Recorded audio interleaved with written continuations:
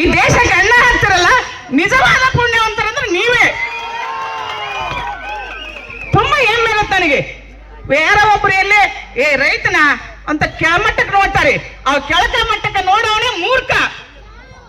ನಮ್ಮಲ್ಲಿ ಸಾಕಷ್ಟು ರೈತರು ಒಂದ್ ವರ್ಷ ದುಡಿಯೋದು ಬಿಡ್ರಿ ನೀವು, ಒಂದ್ ವರ್ಷ ಬಿತ್ತೋದು ಬಿಡಿ ನೀವು. ಮುಖ್ಯಮಂತ್ರಿ ಏನು ಮಾಡಕ್ ಆಗೋದಿಲ್ಲ. ನಾವೆಲ್ಲ ದುಡ್ಡು ತಿನ್ನಕ್ಕಾಗತ್ತೆ? ಸಾಧ್ಯನೇ ಇಲ್ಲ. ಅನ್ನ ತಿಂದೇ ಬದುಕ್ಬೇಕು ನಾವು. ಇಲ್ಲೆಲ್ಲ ವೇದಿಕೆ ಮೇಲೆ ಕೂತಿದ್ದಾರಲ್ಲ, ಇವರು ಎಲ್ಲ ಚೆನ್ನಾಗಿ ಓದಿದ್ದಾರೆ, ಎಲ್ಲ ಮೇಲ್ದರ್ಜೆಗೆ ಇದೀವಿ, ಇಲ್ಲ ಅಂತ ಹೇಳ್ತಿಲ್ಲ. ಆದ್ರೆ ನಿಮ್ಮಷ್ಟು ಶ್ರಮ ನಮಗಿಲ್ಲ. ರಾತ್ರಿ ಆಗಲಿ ಇರುಳು ಅನ್ನೋದೇ ದುಡಿದು ಈ ದೇಶಕ್ಕೆ ಅನ್ನ ಹಾಕ್ತಿರಲ್ಲ, ತುಂಬಾ ಹೆಮ್ಮೆಯ ಕೆಲಸ. ಪ್ರತಿ ವರ್ಷನೂ ಯಾವುದೇ ಬೆಳೆ ಬರಲಿ ಎಷ್ಟು ಖುಷಿಯಾಗಿರ್ತೀರಲ್ಲ ನೀವು. ಇವತ್ತಿನ ಕಾಲದಲ್ಲಿ ಯುವಕರು ಏನ್ ಮಾಡ್ತಾ ಇದ್ದೀರಾ? ಹಿಂದಿನ ಕಾಲದ ರೈತರು ದುಡಿತಾ ಇದ್ರು. ಇವತ್ತಿನ ಕಾಲದ ಯುವಕರು ಹುಡುಗಿಯರು ಸಿಗಲ್ಲಂತ ಬೆಂಗಳೂರಿಗೆ ಹೋಗ್ತಾರೆ ಗೇಟ್ ಕಾಯಕ್ಕೆ. ನಿಮ್ಮ ಹೊಲ ದುಡಿಲಿಕ್ಕೆ ಮಳೆ ಜಾಸ್ತಿ ಇರಿ, 4 ಎಮ್ಮಿ ಸಾಕ್ರಿ, 4 ಹಸುವನ್ನು ಕಟ್ಕೊಳ್ರಿ. ಇನ್ನೊಬ್ಬರ ಗೇಟ್ ಕಾಯ ಅವಶ್ಯಕತೆ ನಿಮಗಿಲ್ಲ. ಇನ್ನೊಬ್ಬರ ಹಾಳಾಗಿ ದುಡಿಬೇಡಿ ನೀವು.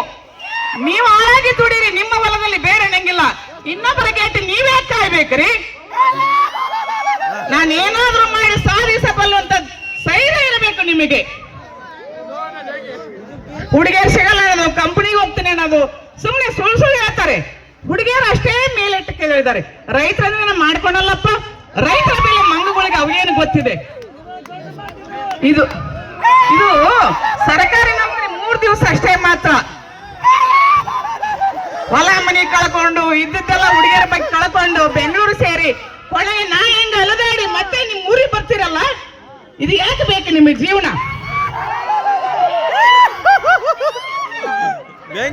ನೀವೇ ಚೆನ್ನಾಗಿ ನಿಮ್ಮ ಕಾಲ ಮೇಲೆ ನಿಂತು ನೀವು ಚೆನ್ನಾಗಿ ಬದುಕಿದ್ರೆ ಹುಡುಗಿಯರು ಹುಡುಕೊಂಬರುವಂತ ಕಾಲ ಬರ್ತೈತಿ. ಅದು ನಮ್ಮ ತಂದೆ ತಾಯಿರ ತಪ್ಪದು.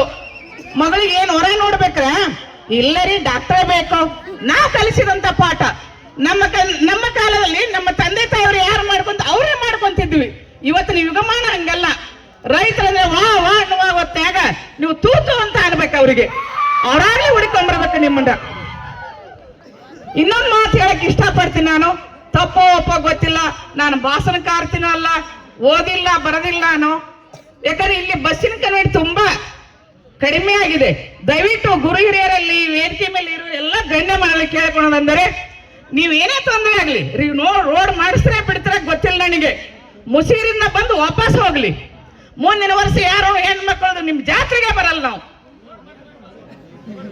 ರೋಡ್ ಮಾಡಿಸ್ರಿ ಬಿಡ್ರಿ, ನಿಮಗ್ ಬಿಟ್ಟದ್ದು. ಒಟ್ ನಮಗ್ ಬಸ್ ಬೇಕು. ಇಷ್ಟು ಮಾತನಾಡಲಿಕ್ಕೆ ಅವಕಾಶ ಮಾಡಿಕೊಂತ ಎಲ್ಲರಿಗೆ ನನ್ನ ಅಭಿನಂದನೆ ಹೇಳ್ತಾ ನನ್ನ ಮಾತನ್ನು ಮುಗಿಸ್ತಾ ಇದ್ದೀನಿ.